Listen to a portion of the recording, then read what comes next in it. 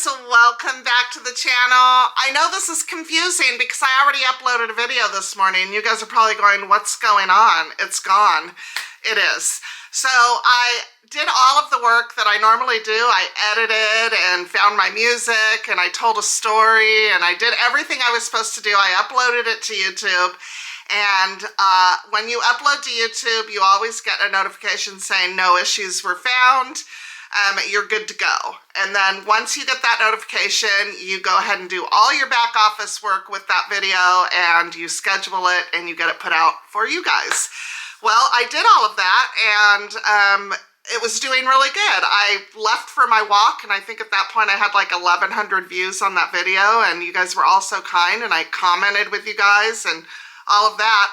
Came home from my walk to find out the video had been demonetized. No issues with YouTube. Sometimes there'll be copyright issues with music or sounds or, you know, if you're in the grocery store and it picks up the music at the grocery store, it'll demonetize it, that kind of thing. Typically those issues are found before you get it scheduled and you're able to correct it. So that didn't happen this time. It was very weird. So I deleted the video because I don't want any issues with YouTube and I'm gonna go ahead and re-upload that video with you guys now. For those of you that have seen the video, you're more than welcome to fast forward through that part because we are also going to, I'm gonna take advantage of the situation and I'm gonna go ahead and add on to the video by getting a few Valentine's Day touches out on my front porch, and we're going to do a little bit of housework. Anyways, for those of you who've seen the video already, you can fast forward through this part and then we'll get to the decorating and the cleaning. For those of you who haven't seen the video yet, here it is. Watch it. I think you're gonna love the story of Faith.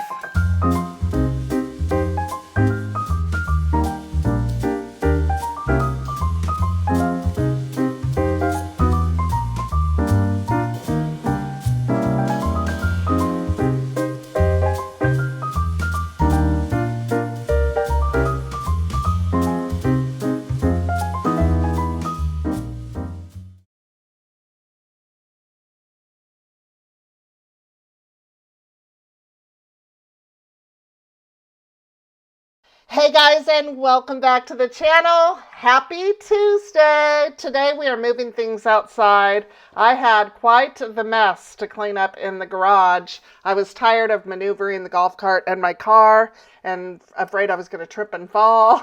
I had all of the outdoor Christmas stuff just kind of piled in a section. It needed to be swept out and I needed to use the blower to get, just it clean in there.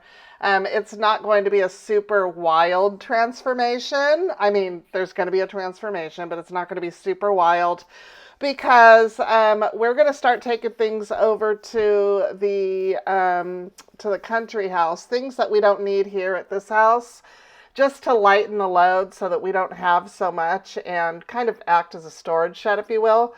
So we're going to be doing that, but I wanted to get like all of my outdoor Christmas stuff put into a tub, and I started pulling everything out and started arranging it and trying to figure it all out, and I ended up having to pause and run to Lowe's and get 3 more of those yellow and black bins. I used a marker to write on the bin covers what was in them, and that is a tip for you guys. You don't have to do anything fancy because it just comes off with alcohol, rubbing alcohol if you need to change the label. So anyway, so we're going to work on getting that done. This is your, if you haven't got all of your outdoor stuff put away proper, or if your garage is looking messy like mine, this is your reminder to get out there on a nice day and get it done. I had done my 3-mile walk already in the morning. It was lovely, and came home and had some avocado toast, and I was ready and raring to go. So we're going to get this taken care of. It's actually very satisfying for me to watch because I hate pulling my car into a messy garage. You can see that I'm contemplating what to do. And that's when I ended up going to Lowe's and picking up 3 more bins because rather than fight it, I figured it was easier to just get more bins to get more things stored away properly. So that is what I did. In the last video, I asked you guys if you needed prayer to please let me know, and I said you don't have to share with me if you don't want to. God will know what it is that you need prayers for, but I want to say thank you so much to so many of you guys who reached out. Just reading through those, I was talking to Ernie because he reads your guys' comments, and we were just saying, you know, how when you hear other people's stories and what they're going through, it makes you feel guilty for, you know, feeling bad over trivial things. So thank you for that, and I will definitely be praying for every single one of you who have asked for prayer, for sure. I ran across a beautiful short story, and I thought I would share it with you guys. I sat with two friends in the picture window of a quaint restaurant just up the corner of Town Square.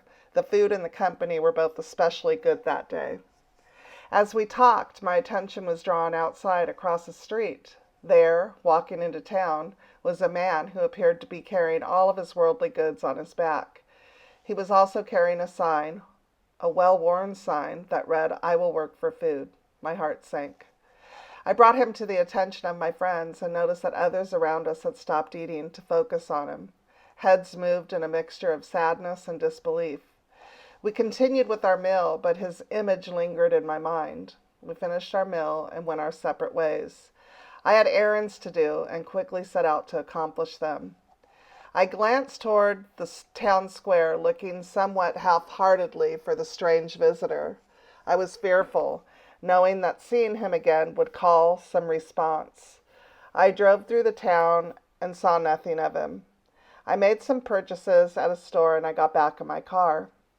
Deep within me, the Spirit of God kept speaking to me. Don't go back to the office until you've at least driven once more around the square. Then, with some hesitancy, I headed back into town. As I turned the square's third corner, I saw him. He was standing on the steps of the storefront church, going through his sack. I stopped and looked, feeling both compelled to speak to him, yet wanting to drive on. The empty parking space on the corner seemed to be a sign from God, an invitation to park, so I pulled in, got out, and approached the town's newest visitor. "Looking for the pastor?" I asked. "Not really," he replied, "just resting." "Have you eaten today?" "Oh, I ate something early this morning." "Would you like to have lunch with me?" "Do you have some work I could do for you?" "No work," I replied. "I commute here to work from the city, but I would like to take you to lunch." "Sure," he replied with a smile. As he began to gather his things, I asked some surface questions. "Where are you headed?" "St. Louis." "Where are you from?" "Oh, all over, mostly Florida." "How long have you been walking?" 14 years, came the reply. I knew I had met someone unusual. We sat across from each other in the same restaurant I had left earlier. His face was weathered slightly beyond his 38 years. His eyes were dark yet clear, and he spoke with eloquence and articulation that was startling. He removed his jacket to reveal a bright red t-shirt that said, "Jesus is the never-ending story." Then Daniel's story began to unfold. He had seen rough times early in life. He made some wrong choices and reaped the consequences. 14 years earlier, while backpacking across the country, he had stopped on the beach in Daytona. He tried to hire on with some men who were putting up a large tent and some equipment. A concert, he thought.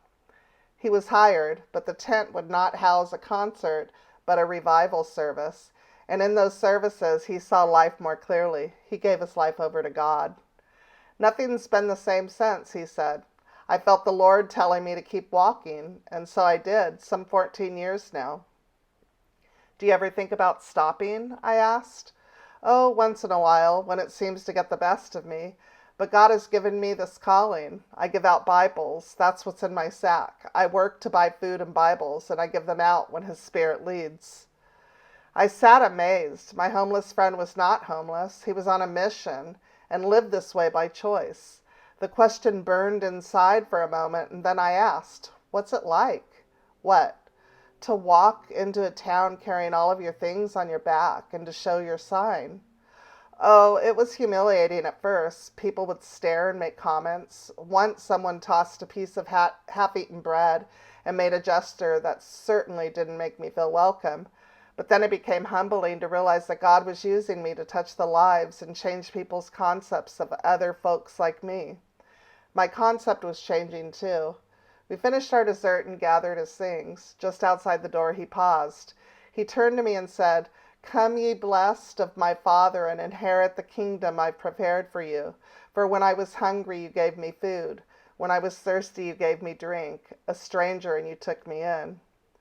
I felt as we were on holy ground. "Could you use another Bible?" I asked. He said he preferred a certain translation. It traveled well and was not too heavy. It was also his personal favorite. "I've read it 14 times, he said. "I'm not sure we've got one of those, but let's stop by our church and see."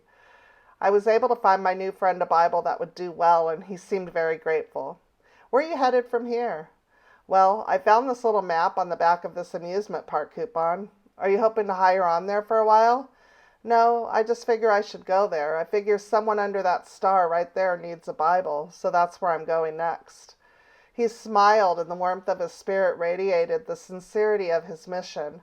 I drove him back to the town square where we'd met 2 hours earlier, and as we drove, it started raining. We parked and unloaded his things. "Would you sign my autograph book?" he asked. "I like to keep messages from folks I meet." I wrote in his little book that his commitment to his calling had touched my life.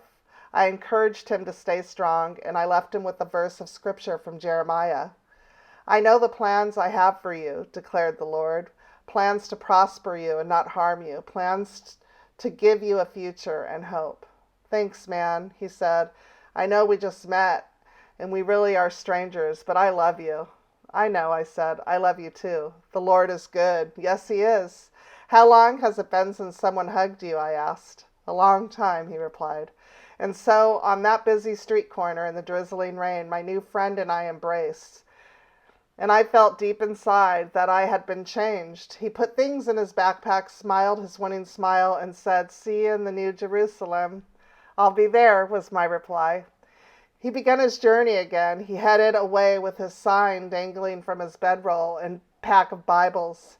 He stopped, turned, and said, "When you see something that makes you think of me, will you pray for me?" "You bet," I shouted back. "God bless," and that was the last I saw of him. Late that evening, as I left my office, the wind blew strong. The cold front had settled hard upon the town. I bundled up and hurried to my car. As I sat back and reached for the emergency brake, I saw them. A pair of well-worn brown work gloves, neatly laid over the length of the handle. I picked them up and I thought of my friend and wondered if his hands would stay warm that night without them. Then I remembered his word. "If you see something that makes you think of me, will you pray for me?" Today his gloves lie on my desk in my office. They help me to see the world and its people in a new way, and they help me to remember those 2 hours with my unique friend and to pray for his ministry. "See you in the New Jerusalem," he said. "Yes, Daniel, I know I will." "I shall pass this way once, therefore any good that I can do or any kindness that I can show, let me do it now, for I shall not pass this way again." That story really touched me, and it really makes me think when I look at people and I judge.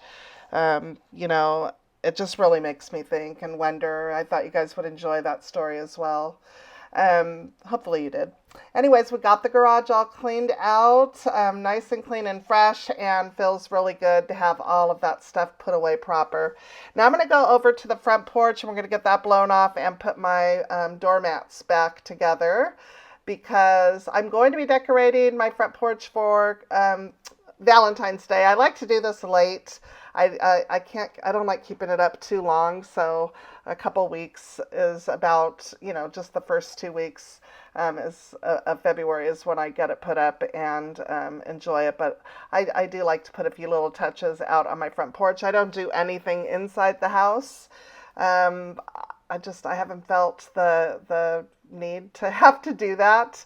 I haven't done that in many years, actually, although there are some really cute things out there. But anyways, we're going to get the trash taken out, and then I was also doing laundry while I was cleaning the garage out, so I had one more load I needed to fold and one to put into the dryer. And yeah, I was trying to get it all done today, guys, but I wanted to get my front porch. The whole thing was the front porch. I wanted to get the front porch clean, but I thought, gosh, I can't. I had those doormats, and it was filthy, and that led to, one thing leads to the other, and the garage was a disaster. Like I said, I was feeling great. I'd done my walk, and I was feeling wonderful on this day. The weather was 50 degrees. We got up to 50.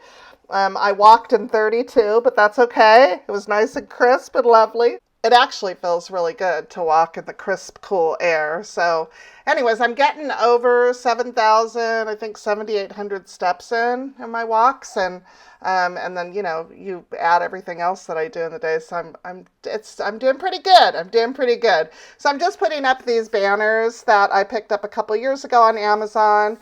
And then I had a wreath and then a couple of pink cloth napkins that I just tied on to mimic the scarf. I really like that look.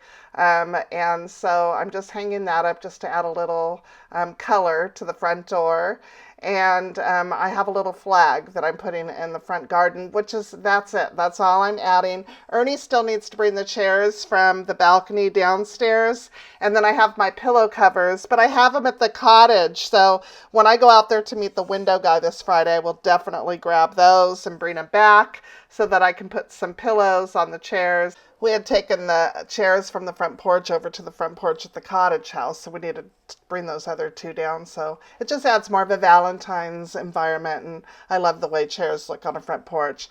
It's really easy to get the scarf look. I just used 2 cloth napkins that I had. I have a ton of these pink ones, so decided to go ahead and use those, which I think is really smart because napkins come in all kinds of really beautiful patterns. So anyways, now we are in the kitchen, and I'm going to get the dishwasher unloaded and all of the dishes in the sink loaded into the dishwasher, and I'm going to make my bed. I have a pillow.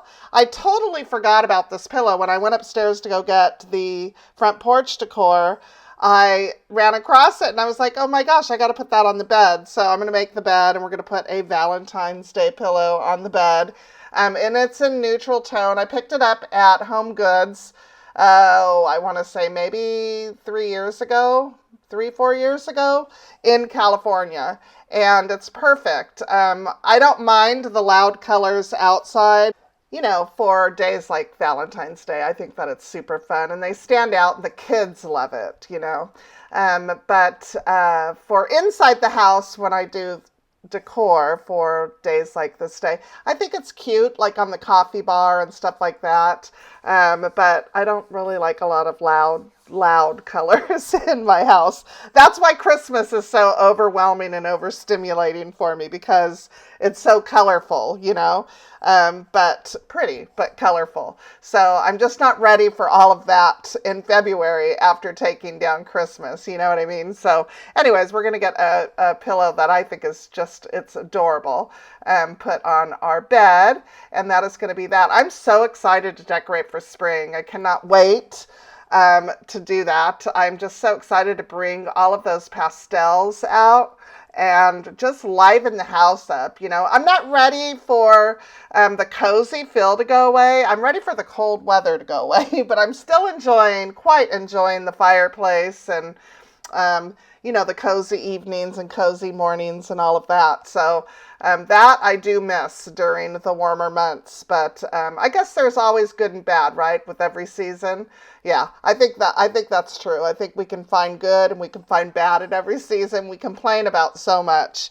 We complain about it's too hot, it's too cold, it's too humid. Oh my goodness, we are just ungrateful, aren't we? Anyways, okay, I got a question about my bedding. It's a mix match of things I found at Home Goods. The sheets are just our flannel sheets. They're ugly. I get it, but they're so comfortable. I will use them every winter until I can't anymore. They are so comfortable and warm. Anyways, guys, that is going to do it. I want to thank you so much for putting up with all the confusion in today's video. I hope you got some motivation and inspiration. I adore you guys. I appreciate you guys, and I will see you in the next video. Bye, guys.